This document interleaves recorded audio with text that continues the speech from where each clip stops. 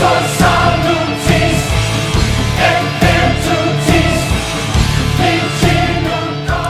everyone, Screaming Geek Media here. I am Jared the Geek, and up for discussion today we are going to talk about Criterion and their releases. But before we do, if you like physical media, 4Ks, Blu-rays, DVDs, home theater, movies, Xbox, check out my other videos on my channel as I do unboxings, reviews, custom covers, I do discussions. Check those out, like, subscribe, turn your bell notifications on. So let's dive into a discussion talking about Criterion and their releases. I decided to do this after just getting my Time Bandits on Criterion 4K, which you can check out a review I just did of it.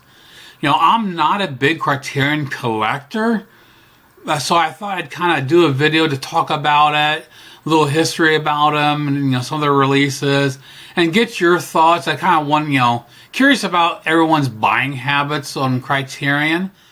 I don't want to sound negative because a lot of their releases are obscure titles I could care less about, so I'm never going to spend the money on, but it's good that they're doing it. They're supporting physical media. They're, keeping things alive. These old movies that other people are, if you are interested in, they're making them available for you. It's just, so many of the movies are just not my cup of tea.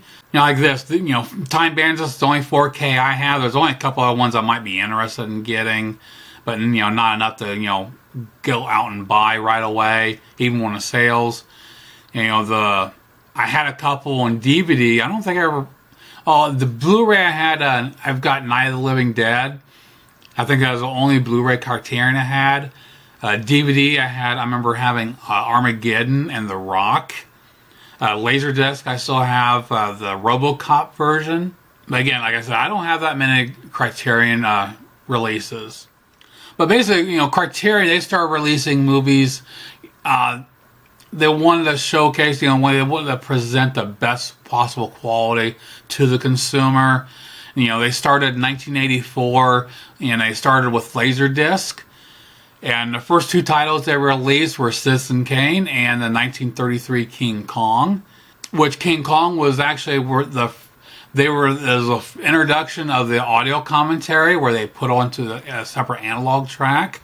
Nowadays audio commentaries are kind of a standard. Almost all releases have them, so it's kind of nice to know where it all started. But they've released the Laserdisc.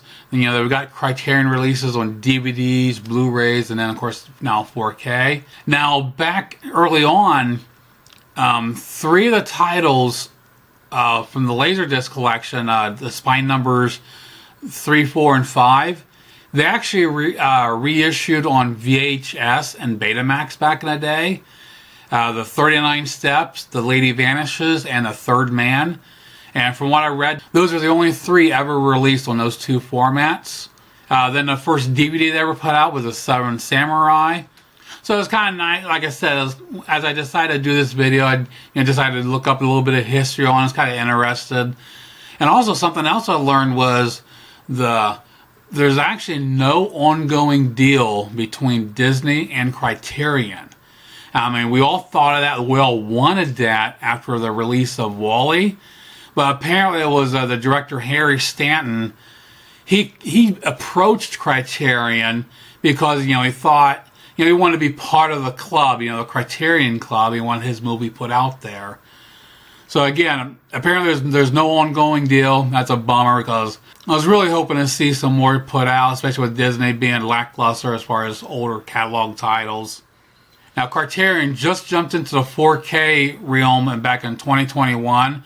Citizen Kane, since that was their first release ever, it only made sense. That was their first 4K ever. Now, of course, you're probably, if you don't know, that was a botched release. They had to do a replacement disc program for that. Now, of course, they jumped into the video on demand realm, and they actually have the Criterion channel available for $10.99 a month or $99.99 a year, which definitely, I'm not big on streaming and definitely not paying that kind of price for movies I could care less about. But like I said, that's just me. Again, I did a discussion, kind of wanted to get everyone's thoughts. What are your buying habits when it comes to Criterion? You know, I see with the sales they just had. I see all kinds of videos online and, you know, on Instagram, everybody going jumping all these sales. They're buying stacks of movies from Criterion. It's like, you know, if I was rich and decided, you know, I wanted to blow money on every single title, I might to have a collection. But for me, I just don't see doing. I'm gonna pick and choose what I buy. So I was just curious, you know, if you're one of those people that, you know, have to buy everything that are released, you know, to get a collection, especially since they have the spine numbers. So yeah, please let me know in the comments below. Let me know what you think of the video, what your buying habits are. If you like buying all of them, or if you're like me, you pick and choose, you know, the releases that you really want to have. So I hope you enjoyed this. Please check out my other videos on my channel. Like, subscribe, turn your bell notifications on, and we'll see you soon. Geek out.